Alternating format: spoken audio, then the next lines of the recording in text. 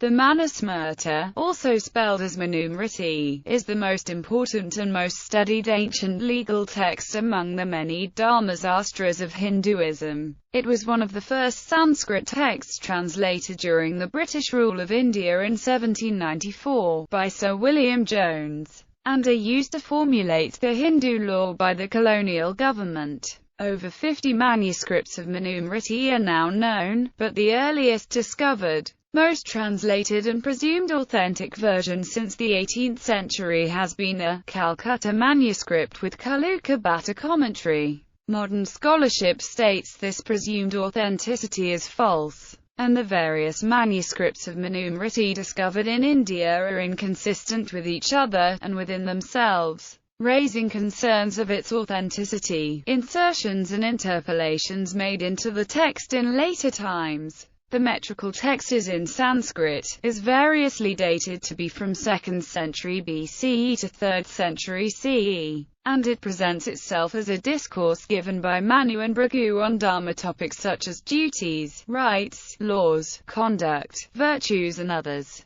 The text's fame spread outside India, long before the colonial era. The medieval era Buddhistic law of Myanmar and Thailand are also ascribed to Manu, and the text influenced past Hindu kingdoms in Cambodia and Indonesia. Manusmṛti is also called the Manava Dharmasastra or Laws of Manu. Nomenclature. The title Manusmṛti is a relatively modern term and a late innovation, probably coined because the text is in a verse form. The over 50 manuscripts discovered of the text never use this title, but state the title as Manava Dharmasastra in the colophons at the end of each chapter. In modern scholarship, these two titles refer to the same text. Chronology. 18th century philologists Sir William Jones and Carl Wilhelm Friedrich Schlegel assigned Manusmṛti to the period of around 1250 BCE and 1000 BCE respectively. Later scholarship shifted the chronology of the text to between 200 BC and 200 CE. Olivelle adds that numismatics evidence, and the mention of gold coins as a fine, suggest that text may date to 2nd or 3rd century CE. Most scholars consider the text a composite produced by many authors put together over a long period of time. Olivelle states that the various ancient and medieval Indian texts claim revisions and additions were derived from the original text with 100,000 verses and 1,080 chapters. However, the text version in modern use, according to Olivelle, is likely the work of a single author or a chairman with research assistants. Manusmṛti, Olivelle states, was not a new document, it drew on other texts, and it reflects a crystallization of an accumulated knowledge in ancient India. The root of theoretical models within Manusmṛti rely on at least two shastras that predate it: Artha and Dharma. The foundational texts of Manusmṛti include many of these sutras, all from an era preceding the Common Era. Most of these ancient texts are now lost, and only 4 have survived. The law codes of Apastamba, Gautama, Baudhayana and Vasishtha. Structure. The modern version of the text has been subdivided into 12 adhyayas, but the original text had no such division. The text covers different topics, and is unique among ancient Indian texts in using transitional verses to mark the end of one subject and the start of the next. The text can be broadly divided into 4, each of different length, and each further divided into subsections. Creation of the world. Source of Dharma. The Dharma of the 4 social classes. Law of karma, rebirth and final liberation. The text is composed in metric shlokas, in the form of a dialogue between an exalted teacher and disciples who are eager to learn about the various aspects of Dharma. The first 58 verses are attributed by the text to Manu, while the remaining more than 2,000 verses are attributed to his student Bhrigu. Olivelle lists the subsections as follows. Creation of the world. The Sarvasya Sambhava section has 119 verses, describing how the world was created out of complete darkness. The cosmic egg, the cyclic nature of time and all existence. Sources of the law. The Dharmata only has 24 verses, and one transition verse. These verses state what the text considers as the proper and just sources of law. Translation 1. The whole Veda is the source of the sacred law, next the tradition and the virtuous conduct of those who know also the customs of holy men, and self-satisfaction. Translation 2. The root of the religion is the entire Veda, and the tradition and customs of those who know, and the conducts of virtuous people, and what is satisfactory to oneself. Manusmṛti 2.6 Translation 1. The Veda, the sacred tradition, the customs of virtuous men, and one's own pleasure, they declare to be the fourfold means of defining the sacred law. Translation 2. The Veda, tradition, the conduct of good people, and what is pleasing to oneself, they say that is fourfold mark of religion. Manusmṛti 2.12 This section of Manusmṛti, like other Hindu law texts, includes fourfold sources of Dharma, states Levinson, which include Atmanasantushti, Sadachara, Smita and Struti. Dharma of the four Varnas. 3.1 Rules relating to law. 3.1.1 Rules of action in normal times. 3.1.1.1 Fourfold Dharma of a Brahmin. 3.1.1.2 Rules of action for a king. 3.1.1.3 Rules of action for Vaisyas and Udras. 3.1.2 Rules of action in times of adversity. 3.2 Rules relating to penance. The verses 6.97, 9.325, 9.336 and 10.131 are transitional verses. Olivelle notes instances of likely interpolation and insertions in the notes to this section, in both the presumed Vulgate version and the critical edition. Determination of Karma Yoga. The verses 12.1, 12.2 and 12.82 are transitional verses. This section is in a different style than the rest of the text, raising questions whether this entire chapter was added later. While there is evidence that this chapter was extensively redacted over time, however it is unclear whether the entire chapter is of a later era. 4.1 Fruits of Action. 4.2 Rules of Action for Supreme Good. The closing verses of Manusmṛti declares, "He who thus recognizes in his individual soul, the universal soul that exists in all beings, becomes equal-minded towards all, and enters the highest state, Brahman." Manusmṛti 12.125, Calcutta manuscript with Kaluka Bhatta commentary. Contents.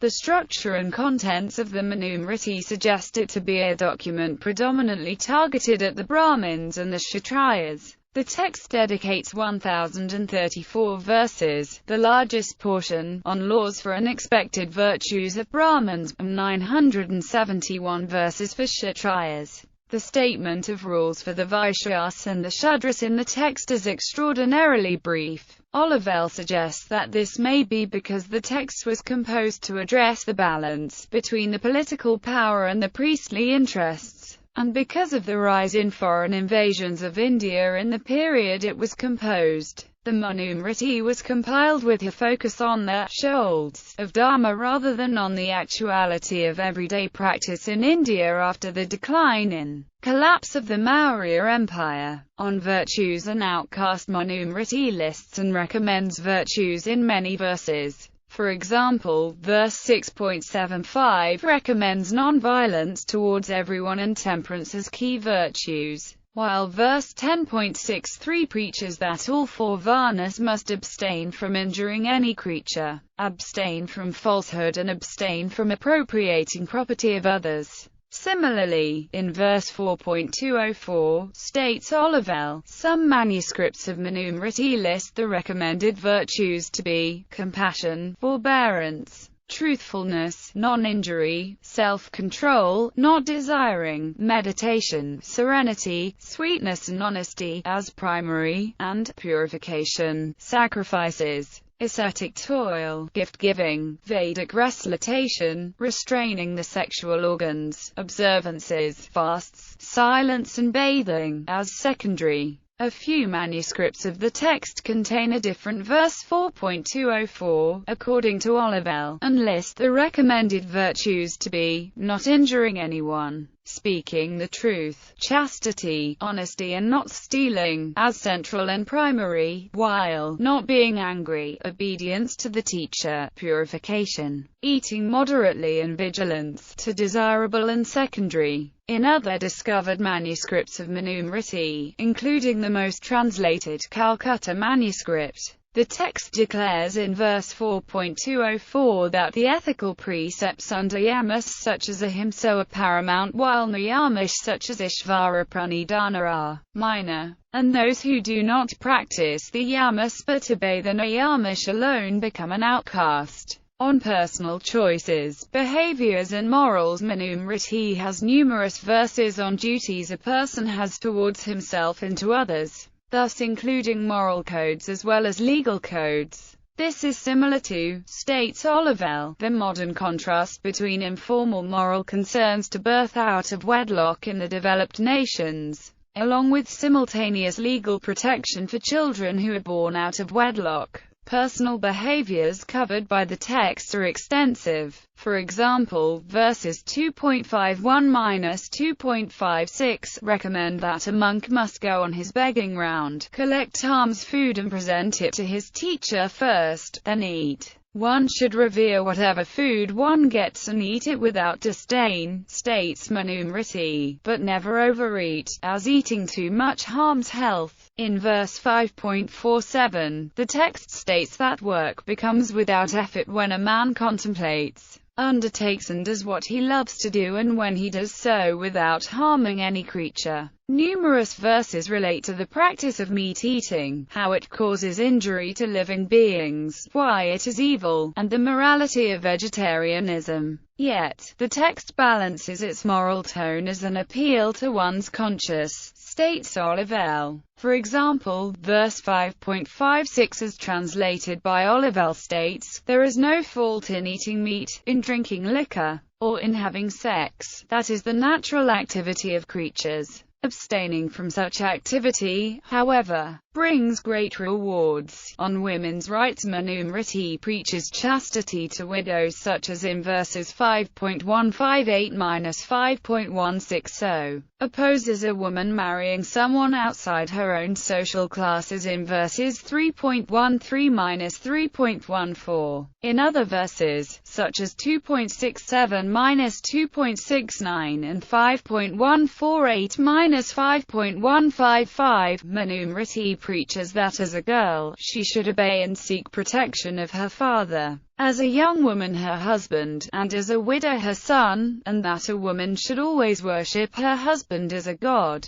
Manusmṛti in verses 3.55–3.56 declares that women must be honored and adorned, and, where women are revered, there the gods rejoice, but where they are not, no sacred rite bears any fruit. Elsewhere, in verses 5.147–5.148, states Olivelle, the text declares, a woman must never seek to live independently. The text declares that a marriage cannot be dissolved by a woman or a man, in verse 8.101–8.102. Yet, the text, in other sections, allows either to dissolve the marriage. For example, verses 9.72–9.81 allow the man or the woman to get out of a fraudulent marriage or an abusive marriage, and remarry. The text also provides legal means for a woman to remarry when her husband has been missing or has abandoned her. Simultaneously, states Olivelle, the text presupposes numerous practices such as marriages outside Varna, such as between a Brahmin man and a Shudra woman in verses 9.149–9.157, a widow getting pregnant with a child of a man she is not married to in verses 9.57–9.62, marriage where a woman in love elopes with her man, and then grants legal rights in these cases, such as property inheritance rights in verses 9.143-9.157, and the legal rights of the children so born. The text also presumes that a married woman may get pregnant by a man other than her husband, and dedicates verses 8.31-8.56 to conclude that the child's custody belongs to the woman and her legal husband, and not to the man she got pregnant with.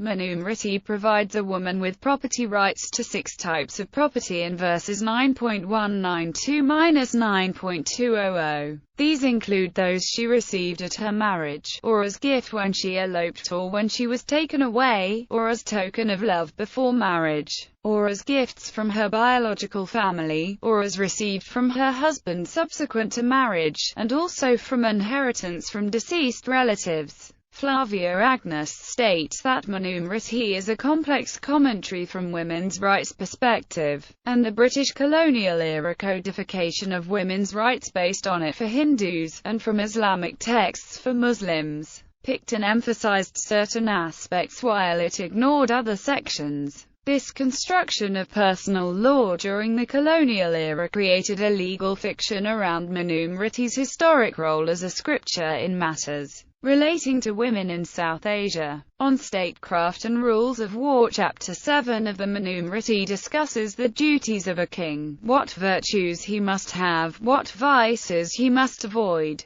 In verses 7.54-7.76, the text identifies precepts to be followed in selecting ministers, ambassadors and officials, as well as the characteristics of well-fortified capital. Manusmṛti then lays out the laws of just war, stating that first and foremost, war should be avoided by negotiations and reconciliations. If war becomes necessary, states Manusmṛti, a soldier must never harm civilians, non-combatants or someone who has surrendered. That use of force should be proportionate, and other rules. Fair taxation guidelines are described in verses 7.127 to 7.137. Authenticity and inconsistencies in various manuscripts. Patrick Olivelle, credited with a 2005 translation of Manusmṛti published by the Oxford University Press, states the concerns in postmodern scholarship about the presumed authenticity and reliability of Manusmṛti manuscripts. He writes,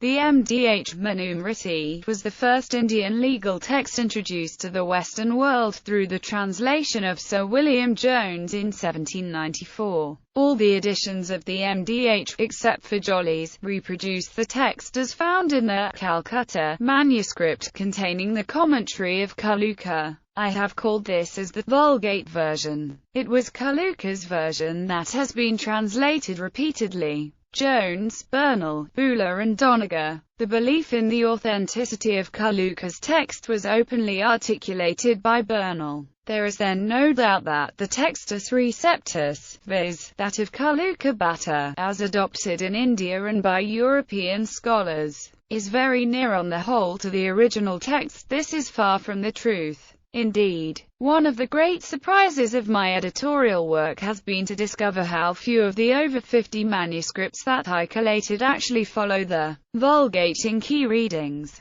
Patrick Olivelle, Manu's Code of Law. Other scholars point to the inconsistencies and have questioned the authenticity of verses, and the extent to which verses were changed, inserted or interpolated into the original, at a later date. Sinha, for example, states that less than half, or only 1,214 of the 2,685 verses in Manusmṛti, may be authentic. Further, the verses are internally inconsistent. Verses such as 3.55-3.62 of Manusmṛti, for example, glorify the position of women, while verse such as 9.3 and 9.17 do the opposite. Nelson in 1887, in a legal brief before the Madras High Court of British India, had stated, "There are various contradictions and inconsistencies in the Manusmṛti itself. and that these contradictions would lead one to conclude that such a commentary did not lay down legal principles to be followed but were merely recommendatory in nature. Mahatma Gandhi remarked on the observed inconsistencies within Manusmṛti as follows: I hold Manusmṛti as a part of Shastras,